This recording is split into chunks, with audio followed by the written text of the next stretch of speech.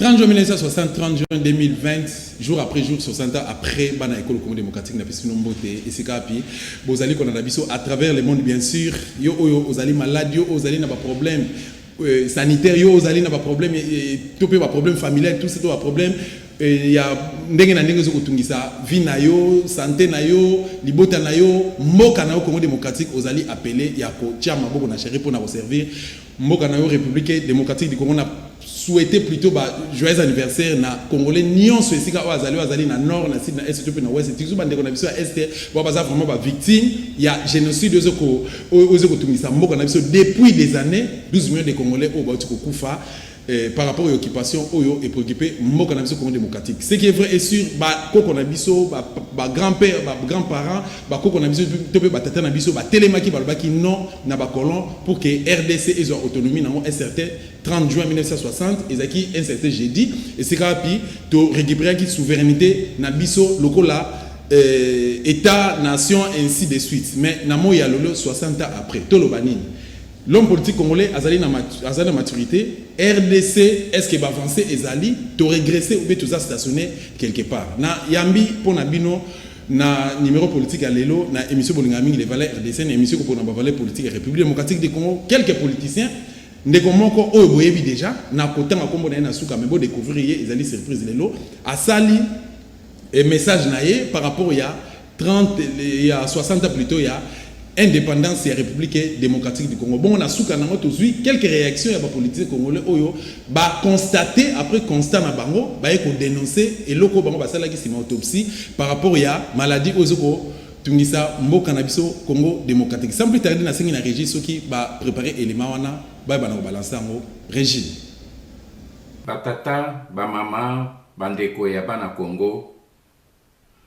Mbula tuku motoba ya bosomi ya lipandasi esengeleki kozala mokolo oyo tosengeleki kozala na esengo tosepela toyemba pe tobina me tala mokolo mwalelo mboka mobimba tozali kolekisa anniversaire oyo na kati ya pasi monene na motema pasi ezali oyo ya coronavirus te bandeko na ngai ezali pasi oyo ya motema ezali pona mawa pona kanda pona soni pona boale oyo toze komono peuple na biso mobimba aze kolekisa mbula tuku motoba oyo boye na kati ya deuil bandeko na ngai kozala na mbula tuku motoba ezali mbula oyo boye soki moto akokisi yango azali nde kolengele libota na ye azali kobongisa misala na ye babolopango na ye bandako po akoka kotikela héritage ya bana me tata oyo ya biso Congo mbula tuku motoba lelo yo boye azainde na kati ya prison ya Makala na maboko ya bapaya ateke lopango ateke ndako ateke biloko bya yebiso bana batikali etike bandeko na ngai eleki mibu congolais azalaki na kati ya Afrique peuple ya litundu peuple ya lipombo ya fierté mais lelo yo boye bamboka nyonso ya Afrika bakomi koseke biso bakomi kotala biso lokola bato bazali pamba mbula tuku motoba Patrice Emery Lumumba atikelaka biso maloba alobi sima ya mbula bokoma lisusu histoire na bino na poto te na Amerike te histoire ya Congo comme histoire ya Afrique koma yango na Kinshasa me bandeko na ngai lelo yo boye mbula tuku motoba constitution oyo ya bino feuille de chou oyo bozali na yango pa professeur ya université ba docteur ya droit congolais bakei po bakomela bino constitution wana na Belgique na Liège ezali kofinga mémoire ya Patrice Emery Lumumba mais Patrice Emery Lumumba salaki université te comme Mobutu asalaki université te mais abotoloki ba Belge union minière ya o Katanga asali Jekamine oyo atiki lelo toze kotekisa yango abotoli ba Belge portefeuille na biso na kati ya compagnie maritime belge CMB asali CMZ compagnie maritime zaïroise abotoli ba belge portefeuille na biso oyo ezalaki na kati ya Sabena asali na yango Air Congo Air Zaïre. Mais botala bandeko na ngai sima ya mbula tuku motoba tobimi na boumbu ya ba belge mais ba professeur ya université biso ba universitaire bato na ba titre ebele ya ba gouvernement na biso toye kokoti sabino na boumbu ya Rwanda na Uganda ezali soni. Oui, Rwanda na Uganda batongisi usine ya or ya wolo epai na bango po bazwaka or oyo ya mabele na biso bango balambaka yango pe batekisa po na mboka na bango. Rwanda azwi mabele na biso, azwi ba usine, atongisi usine ya kotraite coltan oyo ya biso po ye atekisa yango. Rwanda atongisi usine ya kosala telefone na ba coltan na biso. Rwanda akomi exportateur monene ya coltan alors que azena coltan na sena mabele na yete. Rwanda akomi ko atongi capitale na ye Kigali ekomi ville moderne. Atongisi ba école ya bana na ye na ba ordinateur alors que pai na biso Kinshasa ekomi kin la poubelle ezeko kufa. Bana na biso balobi enseignement gratuit mais bana bazali kotanga makolo na kati ya mai ya mbula. Bandeko na biso, bandeko bangai, ezali mawa tokomi wapi, touti wapi pe tozali kokende wapi. Na mbula tuku misato na mibale oye elandaki oye kamatamaki na deuxième république tozalaki na kimia na bosomi pe na lipombo lokola na utaki koloba. Me na kati na mbula wana bapaya balukaki bakotela biso batake biso mbala mibale pona koluka kokamata mboka. Chaba 1, Chaba 2 na 1977-1978 tango tozwaki bitumba bina Mobutu oyo azalaki président atiki Mongaliema alongoli costume na abakos na ye alati sokoto akitaki na front pona kokende kobunda pona kobengana batu wana parce que bazalaki na armée ya Angola, armée ya Cuba, ba technicien ya Union soviétique pe ya Allemagne de l'Est bazalaki sima na bango. Abengani bango mboka etikalaki na bosomi pe na kimia. Lelo oyo sima na mbula tuku motoba yali pandasi mboka na biso ekomi wenze ya somba zikita. Mboka na biso ekomi nzoku oye kufi moto na moto ba voisin nyonso bazai koya kosasa ye kosasa. Ba Rwandais bakamati deja mabele na biso na Kivu pe na Maniema. Ba Ugandais na ba Soudanais bakamati mabele na biso na Ituri. Ba Zambien bakamati mabele na biso na Katanga. Ba Angolais bakamati mabele na biso na Bandundu na Kaemba. Me eleko wana nyonso wana bandeko na ngai classe politique na Kinshasa sui Félix na Kinshasa sui lokola ndete likambo moko ezali te bazali ko distraire bino na ba procès ya saute mouton ya nini ya procès ya 100 jours lokola te 100 jours et commune programme ya mandat présidentiel. Bandeko bangai na kombo na bino na lobelaki bakonzi ya mampinga botelema tosikola mboka na maboko ya bapaya na beleli bandeko na biso ya classe politique na bibo bima na kati ya ba institution oyo ya bapaya pote toko ekwe ya pe toko kakobimisa mboka na kati ya libulu na yebisi na bandeko babino bango banso to sangana to soutenir peuple pote toko kakotele misaye likolo. Mena nyonso wana moto abouge te bako bouge kaka soki bamoni libumu na bango ezwi problème awa moni mikolo yo boye problème eye na côté ya parlement bango nyonso baze kokitisa bana na nzela bwaka mabanga beta ba parlementaire mais ezalaki simple pona nini bozali na kati ya parlement na sengi bango na kombo na bino babima na kati ya parlement pona nini balingi kobima na kati ya parlement te pona mabumu na bango pe soki na tomboli mongongo boye bakoloba na bino balobi no bolandanganda te azalaki ye na Mobutu bango batu bakotisi ba Rwandais na mboka na biso bandeko bangai ba Rwandais o bakoti na mboka na biso ze batutsi avec armée ya Kagame soki Mobutu azalaki ami to complice ya Kagame pe ya batutsi ndenge nini Kagame na armée na ye ya tutsi babomi ya Biarimana oyo azalaki ami ya Mobutu babengani Mobutu akeli banda pona nini basalaki na Mobutu te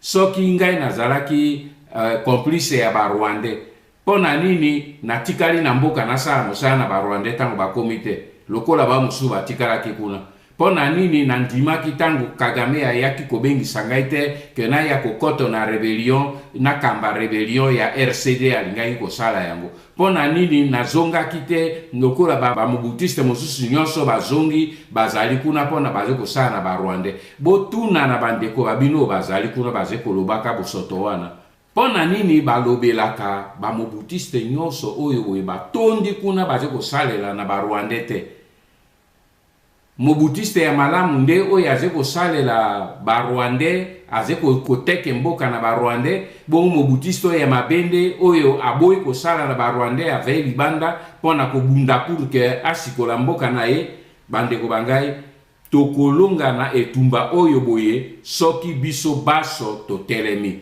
lelo ezali makambo ya ba discours te bandeko bangai lelo ezali pe mokolo ya méditation te lelo eloko na ye kolobela bino kaka moko ezali mokolo ya kozwa meko ya kolongwa na kati ya boumbu na maboko ya bapaya ezali mokolo yo bino bokozwa meko ya kolongola botutu oyo balatisi biso bosambulu oyo balatisi biso ezali mokolo oyo bokozwa mokano bolata molimo ya désobéissance civique pe ya kolata molimo ya soulèvement populaire pona kokamata mboka na biso kobimisa mboka na biso na kati ya potopoto na kati ya bosoto na kati ya bolole oyo occupation ekotisi biso parce que bandeko na ngai occupation ezali na solo ya mabe tobima na kati tobima noki batata pe bakulutu babiso mingi babundaki pona biso baike na kati na bango basopi makila mabango pona biso bandeko bangai po biso tozwa bosomi pe tozwa lipandasi mibu tuku motoba euti koleka esengeli bandeko bangai totelema po tozongisa lokumu ya Congo esengeli totombola lisusu bendele ya Congo ya Lumumba epepe lisusu likolo esengeli tokoma histoire ya Congo na Kinshasa me ekoma na Bruxelles te na Paris te na Londres te na Washington te esengeli tosangana biso baso totelema po mbula oyo kado monene tokopesa na bakoko babiso na ba martiro ya biso oyo bakweyaki ezali kozongisa kosikola Congo kobenga na bapaya bakende pe batikela biso mboka polele nzambe abatela Congo pe abatela peuple congolais ingeta. La difficulté du Congo RDC, c'est sa richesse. Puis-je rappeler que Laurent Désiré Kabila était allé chercher, on est allé le chercher parce que l'Ouganda et le Rwanda avaient décidé, sur ordre d'une puissance extérieure, je peux donner des précisions, d'envahir le pays. Puis-je rappeler que pendant que Laurent Désiré Kabila envahissait le pays, un certain nombre de sociétés signaient des contrats, c'était des sociétés américaines, Puis-je aussi rappeler que lorsque Laurent Désiré Kabila se retourna en étant un patriote pour son pays, on décida, ici à Bruxelles, j'ai eu l'information, je peux dire de qui, il est décédé depuis, son élimination, et qu'on est allé à Washington chercher également l'ordre, et il fut éliminé 15 jours après. Et puis-je rappeler qu'on est allé chercher alors Joseph Kabila en se disant, ce jeune, on le manipulerait parce qu'il n'était pas il était de nationalité rwandaise et qu'on allait en faire un président. Face à l'occupation nazie, l'Europe n'est pas allée aux élections. On n'impose pas d'élections à un pays sous occupation.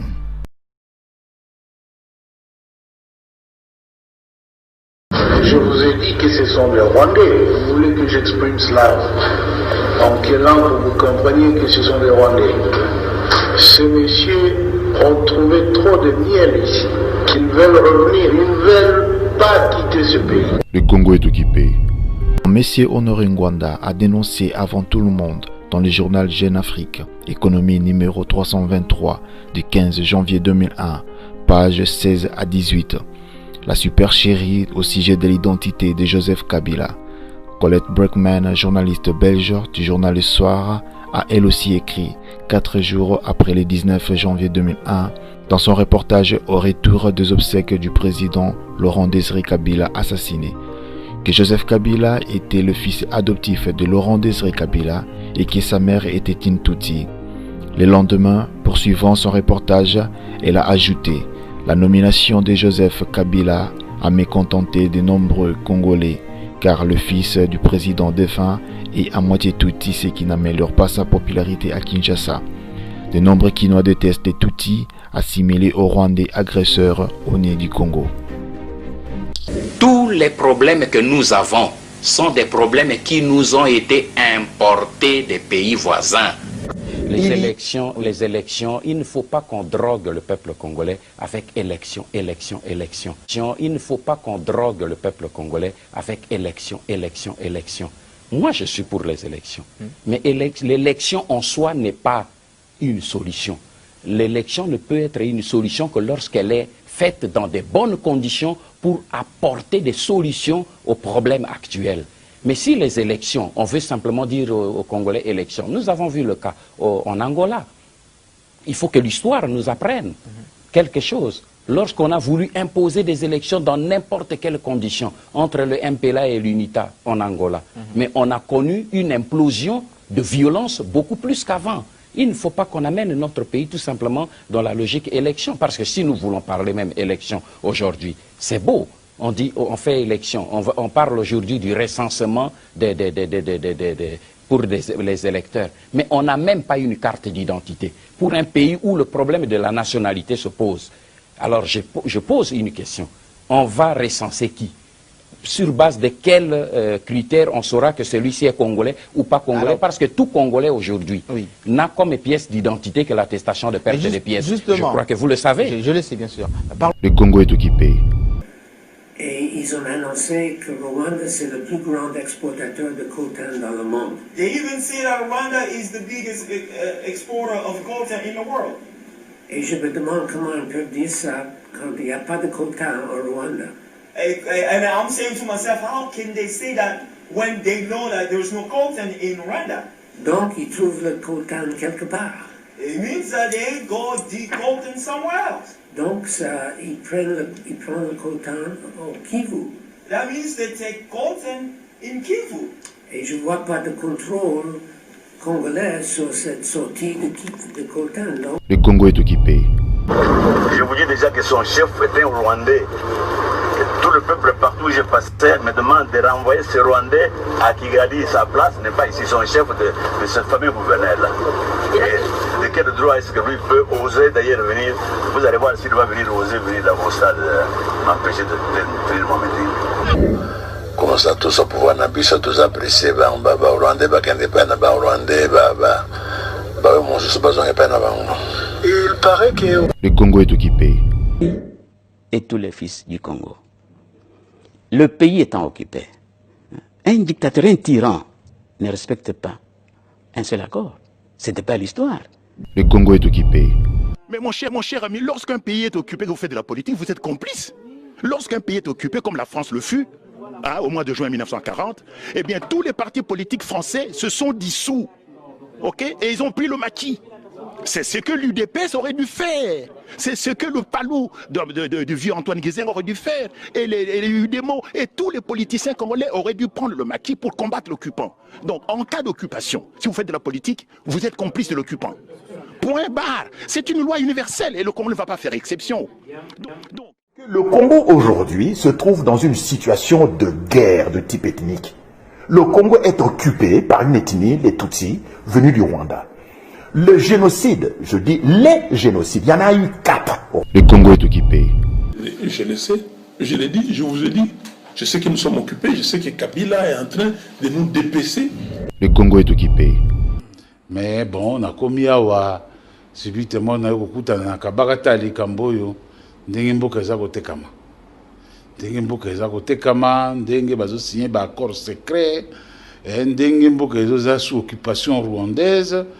Donc, ils ont des documents, la déclaration, il y a James Kabarebe, comme chef d'état-major général Nabiso, les lois commis ministre de la Défense de Rwanda, la déclaration à Sali de Kouechi, et puis Singana Mali Linanzoto. Baki que à pacifier Mboka, là qui cheval de bataille naïe, tout le monde pacification en Mboka. Armée Moko et Salamité, tout ça n'a armée. Asali na ko armée na biso eza la modernité eza armée républicaine te ata armée moko toza na armée awate ya misato nazo reprocher ye na complicité na Kagame pona ko kata mboka na biso preuve dango ya ngwana po kotisi ba militaire rwandais belé na mboka na biso sans que to yeba bayaki ko sala nini baboto la biso mboka sikoyo bimi poisa nazo reprocher ye na motema mabe eza penza motema mabe soko oza na vraiment eza motema mabe problème ezali Kagame azo diriger et Rwanda et Congo, c'est ça la vérité. Donc ndenge bato bavandi ezalaka lokwa bavandi na Rwanda po Kagame azo diriger Rwanda na Congo. La preuve tout le monde yango na déclaration ya James Kabarebe. James alobi ke mikolo nyonso batini ya délégation bosalisa biso na likambo oyo bosalisa biso na likambo oyo bosalisa biso na likambo oyo. Donc nyonso eutaka kaka na Rwanda ebele ya bato bazozwa soko ngozwa grade il faut kaka Rwanda apesa accord, soko ngozwa poste ministériel il faut Rwanda apesa accord. C'est le Rwanda qui dirige le Congo. Grave tala esika complicité ezali. Rwanda a formé ba militaire yon se pas naé a zui arme a kotisi pas na biso. C'est comme si tous en agent de sécurité, c'est comme si tous en batute ba informé ba konziawa ba bandi ko attaquer biso motoye bisi opinion publique nationale et internationale nani ONG Human Rights Watch non Rwanda komi ko attaquer gouvernement attaque ko ibisa biso tata ko loba eloko te rien bavanda na bango lelo yo peuple congolais ya solo bandeko bazula nangai. Il faut tout comprendre pe makambo mazali koleka et en réalité zoleka na mboka na biso. Ça dit pouvoir oyo et appauvrir bato na tel point que mutu akomi esclave ya libumu na ye. Donc soki mutu abimi lelo te akolia te et pouvoir sali nyonso ekomisa bato na niveau wana bakanisa kaka libumu lobi na kolia nini akokanisa te vina ya mboka ekozala ndenge nini bano nazobota vina bango ekende ndenge nini mboka oyo bazogere non mpo na ye susi ya liboso libumu na ye akolia lobi ndenge nini ezali un pouvoir diabolique oyo elingi ata batu ata bokete ezosala nyonso tokufa d'une manière ou d'une autre. Justice ya ce pays ezali justice expéditive sélective ezopona mitu ya bato ebele batondi awa na place tovandi ndo na Kinshasa awa il fallait baza la place na bango eza awa te soki justice ya ce pays la justice ya solo nde baza kuna même la kele mosika te likambo ya bundu dia Congo babomi bango awa crime contre l'humanité. Likambo ya Arma Tungulu, likambo ya Boteti, likambo ya Gangale, lelo sous likambo ya Dio Mindongala. Tout ça Soko pusani ka moke oke na Équateur. Tango inyeleyaki. Ndenge babomi bat na Équateur. Qui en parle? Il faut Joseph Kabila Kabanga ebake awa Congo za monarchité. Azali monarque te. Congo azali républicain, la république. Puis la république se gère de façon mibalete. La république se gère à travers les lois et la constitution. En dehors de la constitution, Namibeko, façon Moussousou ya ko gérer républicain et salité. Il n'a pas à nous apprendre quoi que ce soit. Et on ne peut pas gérer toute une république comme on gère sa poche. Nous disons non. Advint que pourra. Et le peuple à reprendre acte. Nous avons fait reprendre acte. Puis même ceux qui ont fait juger, ils sont en train de faire mboka. Comment ça n'a pas été? Bateau yo babundana Hitler, Fondation Vicentan. Et l'andaka bango ti lelo yo.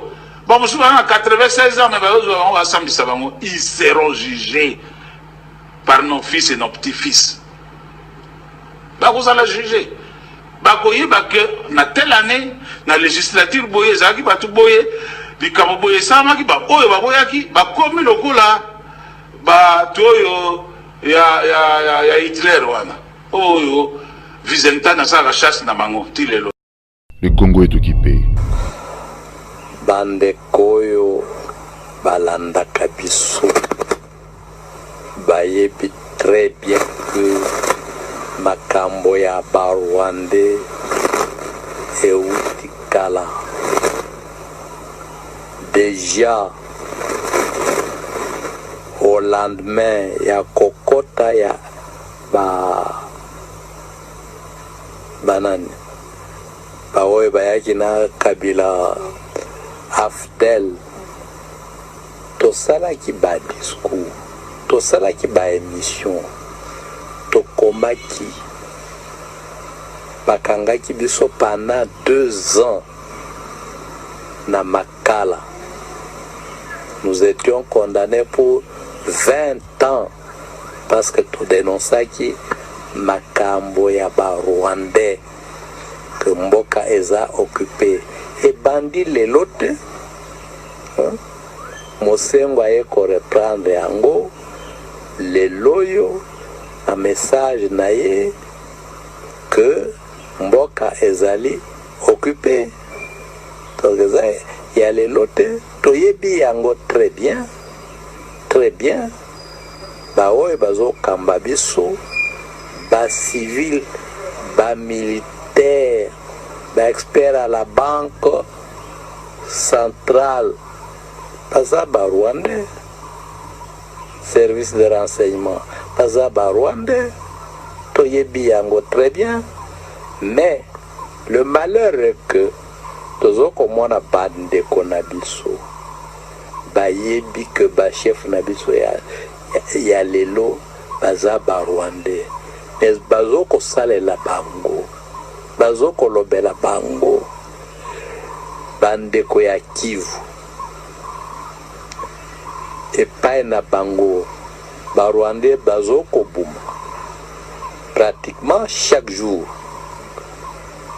basalaka eloko moko awa na Kinshasa te, mais bayokaki mikolo eleki que ba mai ba attaqué ndako ya Kabila bango nyonso ba député bafutaki ba billet bakeyi kolela ndako ya Kabila olia kolela bandeko na bango oyo zo kamwisa biso ndako tala ndenge nini ba saboter ndako ya président. Mais quand on tue batata na bango ba frère ba sœur na bango bakendaji ko koma na esika ya matanga ndako wana etali bango ankwa bakeyi kolela ndako olia kolela bato bandako bandeko bapara na bango. Est-ce que bango ba okota ata mukolo moko na ndako wana bakolala na ndako wana C'est ça la stupidité yaba congolais moussous. Oui, mais monseigneur Aza congolais, abotama congolais, abotama cardinal te, abotama sangote, azali na bande konaye du clan, de famille, de la province. Il était où depuis longtemps? C'est ça le problème. Le Congo est occupé. Parce qu'il y a la pauvreté ici. Pourquoi il y a la pauvreté? Parce que le gouvernement ne veut pas travailler. Le gouvernement a une autre mission. Comment le pays est en train de disparaître? Il y a la balkanisation. Maintenant, vous voyagez aux États-Unis. Les États-Unis et autres pays, si il y a balkanisation. Quand vous arrivez chez eux là-bas, et ils vous dictent ce que vous devez faire. Ceux qui sont dans la balkanisation, pour le président Gabriel Mokia, il faut que la diplomatie se limite quand la RDC et l'élargité. Diplomatie qu'on a élargi dans le sens que tout le monde doit trouver son compte. Mais notre diplomatie, tu trouves qu'à côté, les pays sous occupation. Pourquoi ces gens-là ne donnent pas l'ordre à Kagame de cesser d'agresser la RDC? Ils parlent d'une manière superficielle. Le Congo est occupé. La Pareco se bat pour dénoncer l'occupation de la République démocratique du Congo et pour dénoncer en même temps le complot qui est derrière cette occupation, et ensuite pour dénoncer la continuité de cette occupation au travers des structures qui ont été mises en place au Congo avec la complicité de la communauté internationale. La Pareco continue à dénoncer la continuité de ce complot au travers du SIAT qui a été placé dans notre pays par la communauté internationale parce qu'elle estime, sur base non pas d'une idéologie, mais sur base des renseignements, des informations fiables. Et d'ailleurs, à propos du fichier électoral, je vous ai amené un document qui vous montre le genre de choses qu'on peut constater déjà chez nous et qui montre bien le fond du problème en RDC, qui est le problème de l'occupation et de la balkanisation. Là, vous avez un document, vous avez un sujet rwandais avec ses documents, sa carte d'électeur du Rwanda, sa carte de cotisation aux impôts au Rwanda, et il fait une déclaration de pièces, de perte de pièces comme citoyen congolais, et à partir de là, il a la carte d'électeur congolaise qui automatiquement fait de lui un citoyen congolais. Ce problème-là, il y a des fraudes massives déjà à ce niveau-là. Le fichier électoral dont vous parlez là ne vaut rien puisqu'on a beaucoup de ces cas-là. Ce processus d'enrôlement-là, vous dites déjà qu'il y a biaisé. Il est déjà biaisé, et ce qu'on peut constater par rapport à ceux qui accompagnent le processus, on parle des pays qui accompagnent le processus. Vous prenez, si on prend pour vous dire la volonté, comment elle n'y est pas depuis très longtemps. En 2006, on avait le Comité international d'accompagnement de la transition, le SIAT. Il y avait plusieurs pays qui étaient censés accompagner la transition. On a eu des élections, on a eu une carte électorale, enfin une cartographie des élections qui a été dressée, etc. Et parmi ces pays, il y avait l'Angola. Il y a eu des bureaux de vote dans la région de Kaemba. Peu de temps après, l'Angola a décidé a dit que Kaemba faisait partie de l'Angola. Mais Kaemba fait partie de la RDC. Pourquoi au moment où on mettait des bureaux de vote à Kaemba, l'Angola qui faisait partie du Comité international d'accompagnement, ils n'ont rien dit? C'est pour vous dire, même les personnes qui sont censées accompagner ce processus, que ce soit au niveau de la communauté internationale, même certains pays africains ne veulent pas qu'il y ait réellement des élections. Dans le fichier électoral, on parle des êtres humains. Le jour des élections, il faudra encore que ces personnes soient vivantes. Le premier problème aujourd'hui en RDC, c'est déjà la sécurité des personnes, la sécurité des Congolais. Que vaut un fichier électoral si on ne fait que recenser des morts finalement, ou des gens qui seront peut-être pas vivants le jour des élections. Donc il faut revenir au premier problème qui est le problème de la sécurité. Quand on arrive à une situation comme on est aujourd'hui, où il y a même des experts de l'ONU qui se font assassiner en République démocratique du Congo, vous vous rendez compte le degré d'insécurité qui ne touche plus que les les Congolais eux-mêmes, qui touche même les personnes qui sont amenées à venir travailler sur le dossier congolais, etc. Donc aujourd'hui, on ne peut pas envisager dans des pays normaux qu'on puisse parler d'élections dans un tel contexte. Le fichier électoral, comme on vous l'a dit déjà là, non seulement il ne vaut rien finalement, parce qu'en plus il n'y a pas les volontés nécessaires pour ça, mais aujourd'hui les populations sont d'abord en danger parce que le pays, il y a un processus d'occupation et de balkanisation du pays qui fait que tout ce qu'on met là, c'est pour endormir l'opinion, mais la réalité c'est que le peuple congolais aujourd'hui est en danger. Le Congo est occupé. On ne libère pas un pays occupé par les élections. Kasavubu et les autres ont pris le pouvoir, ont pris l'indépendance pour que 50 ans après, qu'on redonne le pays, pas aux Blancs, mais aux autres Noirs voisins. Parce que ce qui se passe au Congo, vous le savez, ce n'est pas un secret pour personne. Non, Mboka eza na maboko ya bapaya. La blague en français, toko na lingala. Mboka eza na maboko ya bapaya. Kabila azali missionnaire. C'est-à-dire, batindie, balobike, kende, salaboye, salaboye. Le Congo est occupé. On ne libère pas un pays occupé par les élections.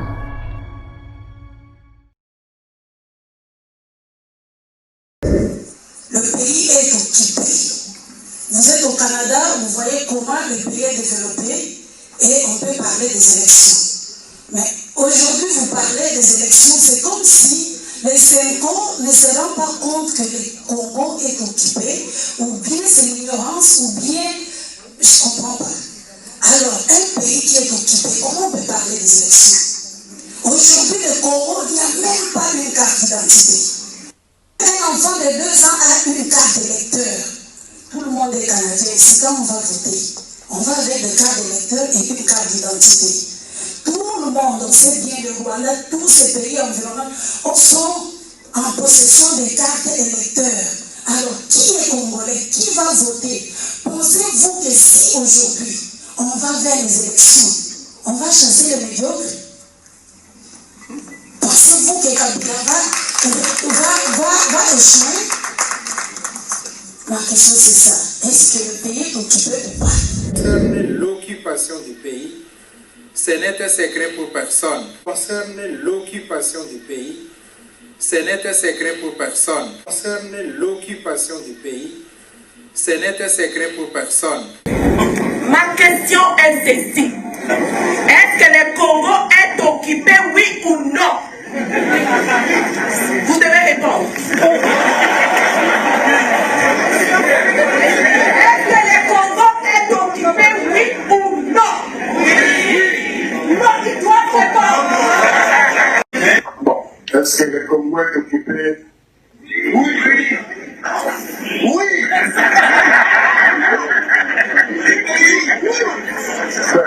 Vous avez répondu, je vais plus agir. Alors, si les pays est occupé, comment pouvons-nous aller dans les élections avec les pays occupés? On ne peut pas aller dans les élections. Il n'y a pas d'élection dans un pays occupé.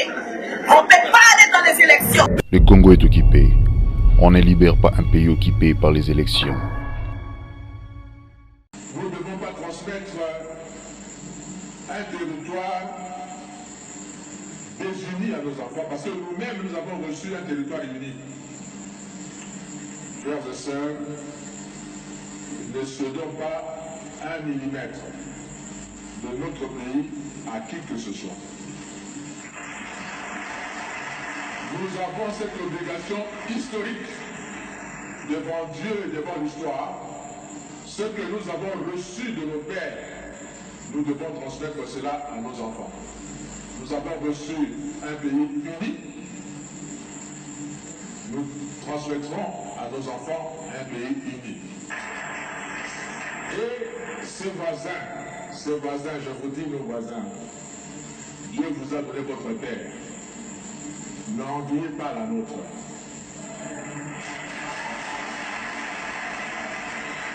Travaillez chez vous. Ces pays aussi peuvent vivre de ce que Dieu va leur donner de faire. Au lieu d'envier la République démocratique du Congo et avoir des stratégies pour profiter de la République démocratique du Congo. Surtout, ne venez pas 1 centimètre de la République démocratique du Congo. Parce que le Congo ne sera pas toujours faible comme il est maintenant. Voilà, nakansi tolandi ngai na bino ensemble aux acquis réaction ya monsieur Honoré Ngbanda Nzamboko Atumba, ancien ministre de la Défense na deuxième République, ancien ambassadeur na deuxième République, précisément à Israël, et puis le conseil spécial chargé à la sécurité à Maréchal Mobutu, le tout dernier conseil spécial chargé à la sécurité à Maréchal Mobutu, par rapport à l'expertise, tout peu expérience au Yazanango, na situation ya mboka na biso, tout peu politiquement, et puis na qualité na il y a un agent, il y a renseignement, à Pessi biso, ba piste de solution, si Mayako, pesa point de vue par rapport à 60 ans, il y a indépendance. Mais, et ce qu'il y a quelques politiciens auto-sélectionnés pour défiler, pour nous couper ça, comment dirais-je, position à Bango, par rapport, après constat au Bassali, par rapport, il y a un vrai problème aux Congo démocratique. Après, avant 60, pays, ils allaient qui, tous les Congolais, plutôt un esclavagisme, et pas, auto benga banoko na biso ba belge. Et les cas qui n'ont pas les cas qui n'ont c'était pas facile. Et ça n'a pas tout bakoufa. Papa Simon Kimbango, benga même mutaliboma, que nous avons un problème mental. Mais finalement, qui peut faire raison plus tard. Président Kassabou, étant d'autres non cités, qui peut arracher indépendance dans beaucoup de colons. Le 30 juin 1960, Togotanga, Patrice Emery Lumumba, Paulo Maurice, Joseph Okito, Babomboko, Maréchal Mobutu, Cardinal Malula, ainsi de suite.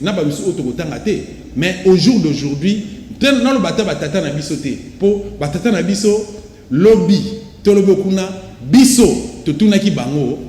Comment c'est possible bino boleli pas ces anamboka? Boleli dictature dans namboka, mais vous êtes incapable ya koloba non et pas non à dictature, tu peux pas dictateur. Mais au jour d'aujourd'hui, biso to telemi po na koloba non et pas bokipan. Ndenge mo nazo ko interpeller conscience ya génération oya biso ba do statut pe génération oyo eza koya na sima na biso na génération oyo eza liboso na biso to ba na kozwa responsabilité na biso mais parce que avenir ya République démocratique du Congo ezo dépendre na biso presse toujours ça la part na biso nangama résistance toujours ça la part na biso mais par na bino population ezalini ce total départ et d'autres social ba na mboka za malamu te sécurité ba na mboka za malamu te total ngala obengango ba pays mikie lokola ba Soudan lokola ba Zambie lokola ba Angola lokola ba Rwanda Burundi Uganda lokola pays au Centrafrique ba telemi vraiment ba komi koser kozwa ça n'importe quoi na kati ya sol congolais mais il n'y a aucun politicien congolais qui a télémi à l'oba non na comportement mais ebele parce que espérer que toke na élection koke na élection ça m'a bête ça bien tozaki na bemba na 2006 face à Kabila to biso nzinge les cas qui y a eu des morts bato bakufa ki bemba même akende ki prison d'une manière injustement je vous dis à sa prison à 10 ans mais bemba akende ki élection na 2011 to ebisi qui s'est passé avec mais c'est une série de Mulumba papa Oatika biso il y a je crois si je me trompe pas 3 ans passés. Comment ça s'est passé entre eux face à Kabila? A menacé Kabila dans l'élection, mais Pasteur Ngoemulunda a se comporté qu'il n'a pas Corneille n'a pas Fayoulou en 2018. Fayoulou majorité, donc majorité plurielle. Les lois congolais ne sont pas simalamuka. Mais résultat zaki ndenge nini? Faudrait-il tokende ko pesa sous confiance na seni auto ko mona ba tractation de GC bandit? Est-ce que êtes-vous sûr réellement que nous sommes qui la population pour que nous urne pour nous voter ba droit na biso to bénéficier nango to peut to jour nango ezali pasi tozo ko interpeller conseil ba congolais ba politiciens congolais réellement si vous aimez réellement ces pays botika ba intérêt égoïste oyo eza pour na bien-être na bino donc ba intérêt égoïste et donc pour na mabumu na bino ba famille na bino avenir na bino il y a ma famille, tout ça, mais vous sacrifiez l'essentiel plutôt au bénéfice de l'accessoire. Tous à la Congolais, tous linga Congo, tous défendre l'intérêt rien que la République démocratique du Congo, tous tikana nous sentiment de parti politique parce qu'aucun pays n'a le bagayango, aucun pays dans le monde entier l'élo, et en a 150 partis politiques. Mais nous en avons plus de 751 partis politiques. Ils ont reconnu officiellement le ministère de l'Intérieur. 751 partis politiques à part on a moins années.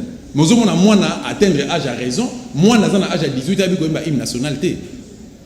Il y a certaines choses, éducation civique, to vrai problème en mboka na ye ba bloka mike peut-être ko échapper mais rôle la parti politique ezani il y a certains politiciens même ça na difficulté ya ko maîtriser l'hymne national ya mboka na ye donc ba congolais to bana reçoit conscience merci na ba oneso ba répondre na invitation na ngai merci na ba oneso ba répondre invitation na kantimba la sima to ko benga bino ici pour que bon kangela biso porte mais nazo ko interpeller conseil sa batunyo so que émission le valeur RDC neza pona batunyo so politicien onyo so monique aza na capacité tout bazali prêt pour aleka na émission valeur RDC tout peut engager débat contradictoire par rapport il y a pas prise de position na biso tout peu manière autre ko tambosela makamusu tout peu vision na biso pour na combat et libération mboka na biso Congo démocratique à travers ba numéro zeko défilé na télévision numéro na biso contact bo benga biso to bo komela biso ba conseil ba remarque ba suggestion na bino et vous a toujours les bienvenus à travers le numéro de la contact Ndengo Lobby. Oyo akozali bakwa kolanda émission Oyo chaque dimanche na 16h na chaîne Oyo 16h15 tout lundi na 22h15 minutes. Ceux qui ont raté yango kota na YouTube ou beta www.dostative.com au moment na intégralité ya émission Oyo to salaka toujours na cadre pour mobiliser population à enseigner population tout pe ya relaxer population zela malamu ya kolanda pona commettre fin à occupation et à République démocratique de Congo. On a profité na pesa merci l'équipe technique ou accompagner ngai na bosanité comme d'habitude pour encourager la population Oyo à comprendre vrai problème à Congo à y s'intégrer ou s'impliquer dans le combat de libération de Bouranabiso. Non seulement ça, bandeko o bazali ba victime de génocide depuis des années, ba famille éprouvée, ba famille ba victime plutôt bandeko nous pas ba victime ya ba viol. To s'incliner, to peut encourager bino d'une manière ou d'une autre, sur le plan psychologique, spirituel et moral. Nakanisi nzambe allo la peine zamba bakoko akotika bisote. Merci na remercier l'équipe technique ou accompagner ngai. Merci pour na expertise na mino, merci pour na main forte bozo ko prêter ngai à tout moment pour na réussite émission oyo. Merci na bino na kutana bino na occasion mususu. Bye bye.